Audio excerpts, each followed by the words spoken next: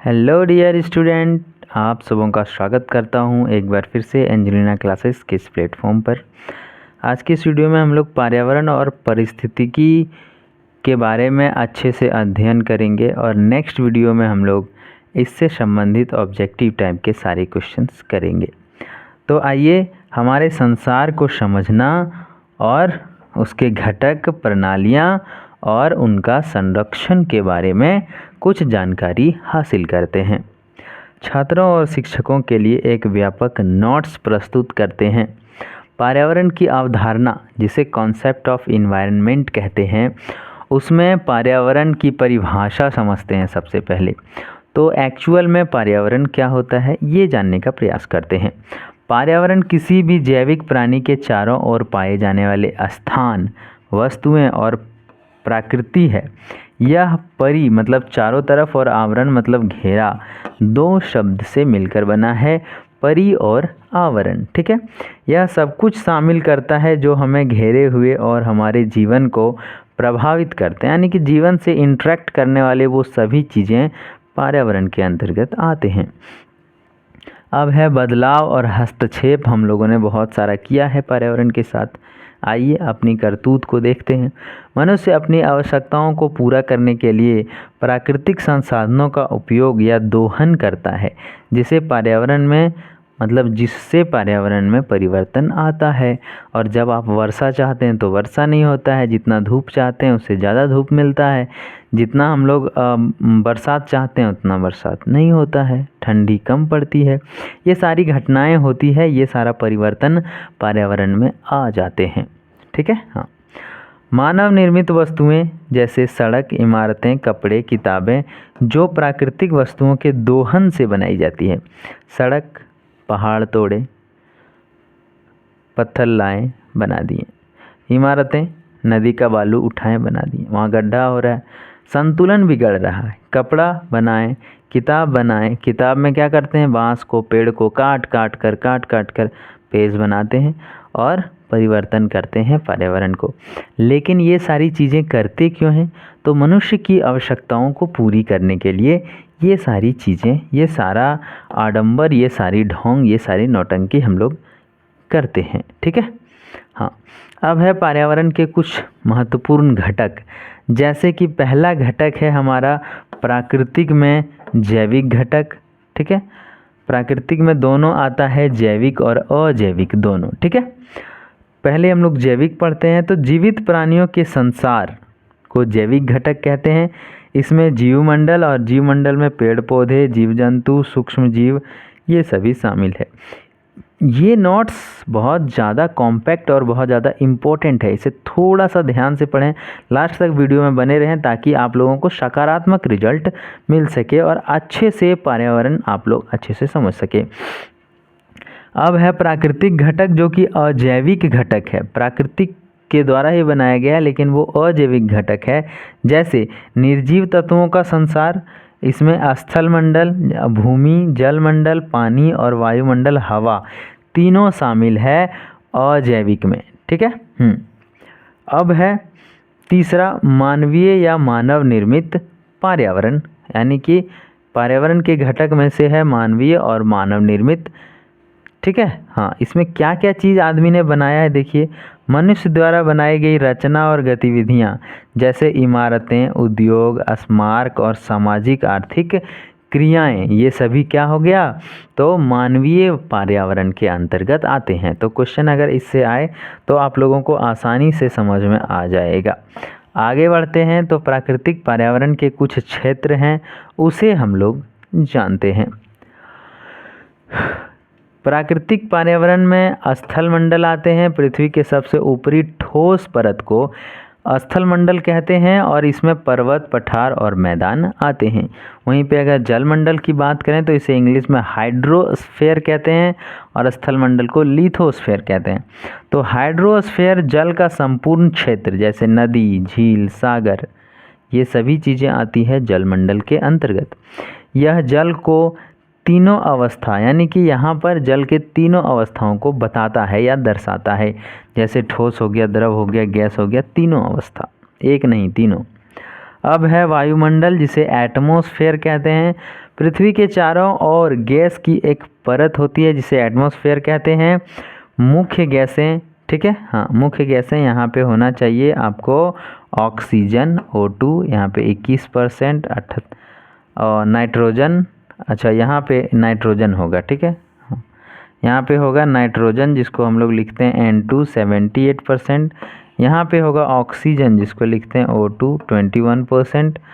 और जलवाष्प मौसम को निर्धारित करता है, कार्बन डाइऑक्साइड रहता है, आर्गन रहता है, बहुत सारे गैस रहते हैं, मतलब जितने भी गैस हैं उन सबों को वायुमंडल के अंतर्गत हम लोग कंसीडर करते हैं। अब है जीवमंडल, ठीक है, हाँ, एक क्षेत्र है जीवमंडल पर्यावरण का, जिसमें वह संकीर्ण क्षेत्र जहाँ भूमि, जल और वायु एक दूसरे के संपर्क में आकर जीवन को संभव बनाते हैं, उसे जीवमंडल कहते हैं। तो ये सभी मंडल लगभग आप लोग को क्लियर हो गया होगा। आगे है परितंत्र, जिसको इकोसिस्टम कहते हैं, ठीक है, हाँ। तो परिभाषा समझते हैं इसका। सबसे पहले, एक प्राकृतिक इकाई जिसमें सभी जैविक, जिसे प्राणी या जीवधारी कहते हैं, अपने अजैविक पर्यावरण के साथ परस्पर क्रिया करके ऊर्जा और पदार्थ का विनिमय करते हैं। विनिमय मतलब होता है आदान प्रदान, एक दूसरे को देना और लेना, ठीक है। तो ऐसा जगह जहाँ पे सभी जीवधारी अजैविक पदार्थ से ऊर्जाओं का विनिमय करते हैं और साथ में मिलकर रहते हैं, साथ में क्रिया करते हैं, उसे कहते हैं क्या? तो उसे कहते हैं परितंत्र, उसे कहते हैं इकोसिस्टम। अब है प्राकृतिक परितंत्र में आते हैं जंगल, रेगिस्तान, महासागर, नदी, तालाब, ठीक है, ये सभी आते हैं प्राकृतिक परितंत्र में। वहीं पे मानव निर्मित परितंत्र की बात करें तो खेत, जहाँ पे मेंढक भी रहता है, केंचुआ भी रहता है, धान भी रहता है और मछली भी रहता है। आगे है निर्मित जलाशय, जो जलाशय आदमी बनाता है खोद खोद के, पोखर जिसको बोलते हैं या डोभा बोलते हैं, तो वो भी मानव निर्मित परितंत्र है। बगीचा आदमी लगाता है तो वो भी मानव निर्मित है। और एक्वेरियम, एक्वेरियम मतलब जिस पे मछली हम लोग डालते हैं, तो वो भी एक परितंत्र है, ठीक है, लेकिन वो भी मानव निर्मित परितंत्र है। चलते हैं नेक्स्ट क्वेश्चन में। और अगला टॉपिक है हमारा पर्यावरण का प्रदूषण। तो प्रदूषण 3 टाइप का होता है, वायु प्रदूषण, जल प्रदूषण, भूमि प्रदूषण। प्रदूषण क्या है? तो चीज़ों को खराब करना प्रदूषण कहलाता है। अब है कारखानों और वाहनों से क्या निकलता है? तो जो गैस निकलता है कार्बन डाइऑक्साइड, ठीक है, हाँ, और कार्बन मोनोऑक्साइड CO2, यहाँ पे थोड़ा टाइपिंग एरर है, और CO, ये दोनों जहाँ से निकलता है, जहाँ से उत्सर्जन होता है, सल्फर डाइऑक्साइड और नाइट्रोजन डाइऑक्साइड की वृद्धि, ये सभी के सभी जो है वो वायु प्रदूषण के कारण है, ठीक है। कार्बन डाइऑक्साइड, कार्बन मोनोऑक्साइड, वहीं पे सल्फर डाइऑक्साइड, नाइट्रोजन डाइऑक्साइड, ये सब जब निकल के हवा में मिल जाता है तो वायु प्रदूषण हो जाता है। अगला है जल प्रदूषण। उद्योगों से जहरीले रसायनों का स्राव और कृषि में कीटनाशकों का उपयोग और अपशिष्ट का कुप्रबंधन। कुप्रबंधन मतलब जने तने फेंक देना, जो बह के पानी में मिल जाता है, तो उसे ही कहते हैं जल प्रदूषण। अपशिष्ट मतलब खराब चीज़ जिसका कोई यूज नहीं है, वो जल में घुल जाता है, मिल जाता है, तो जल प्रदूषण हो जाता है। वहीं पे भूमि प्रदूषण की बात करें तो अत्यधिक रासायनिक उर्वरकों और कीटनाशकों का प्रयोग से जमीन खराब हो जाता है, उसे ही भूमि प्रदूषण कहते हैं। और अवैज्ञानिक सिंचाई से मिट्टी में लवणता की वृद्धि होती है, ठीक है, हाँ। तो ये तीनों टाइप का प्रदूषण हम लोगों ने पढ़ा। अब आते हैं कि जलवायु परिवर्तन और भूमंडलीय ऊष्मन, ठीक है, क्या कारण है? तो उसका मुख्य कारण है वायुमंडल में ग्रीन हाउस गैस GHG की मात्रा में वृद्धि होना। इससे जलवायु में परिवर्तन होता है और भूमंडलीय ऊष्मन होता है, मतलब ग्लोबल वार्मिंग होता है।